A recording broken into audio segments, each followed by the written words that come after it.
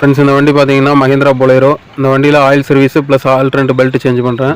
இப்போ பார்த்தீங்கன்னா ஏர் filter, oil filter, அப்புறம் பார்த்தீங்கன்னா டீசல் ஃபில்ட்ரு.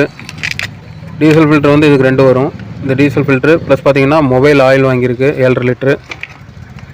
இதெல்லாம் இந்த வண்டியில் வந்து சேஞ்ச் பண்ணுறேன்.